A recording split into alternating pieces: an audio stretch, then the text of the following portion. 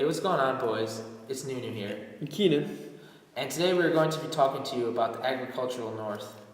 before we get into the development and expansion of the North, we need to look at the impact agriculture had on society as a whole. The big thing to keep in mind is that most people remain tied to the agricultural world. Even though the North was industrializing and expanding, it looked to agriculture as part of this new capitalist economy. As the Northwest was gaining its rise to fame and prosperity, the Northeast was unable to compete with the new and richer soil of the Northwest. Centers of production for many crucial goods shifted westward. Like Kevin Durant, many eastern farmers couldn't compete with the West, so they headed west. As the population of the eastern urban centers increased, farmers began to take on the task of supplying food to nearby cities. They established what became known as truck farming, in which they raised vegetables or fruit and sold it in the local towns. Agriculture that was the norm in the past was now being replaced with this ever-growing emphasis on industrial growth. Now, let's focus in on this industrial growth in the Northwest. Commerce and industry were absolutely flourishing in this Great Lakes region. This industry growth was still a result of agriculture. All of these industrial activities served agriculture or relied on agricultural products.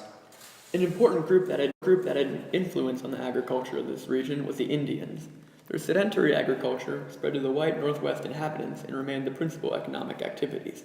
On the topic of economics, the rising of farm prices led many farmers to focus in on one crop for the market. This became known as agricultural specialization. For many farmers, the early 1840s and 1850s were years of increasing prosperity due to this practice. With readily rising farm prices and increasing demand for crops, many farmers looked to new technologies in order to make production quicker and slow soil exhaustion. Two of these new agricultural technologies were the McCormick reaper and the thresher.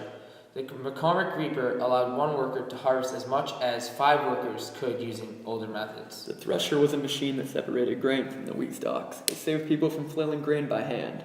Like the other technologies, this was an immense upgrade over previous methods. Lastly, we are going to be taking a look at the rural life of the Northwest and Northeast. Eastern farmers established vibrant communities, while Western farmers remained isolated. Religion was the main factor that drew communities together. Churches were popular meeting places, and they were mainly dominated actually by women. Something to keep in mind here is that the farmers were close-knit within their communities. They remained isolated. Therefore, they treasured their links to the outside world.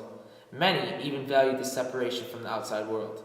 As they were forced to urbanize, many farmers dwelled on much simpler times and looked back nostalgically on country life. Well, that's going to do it for today, boys. Thanks for letting us teach you about the agricultural Northwest.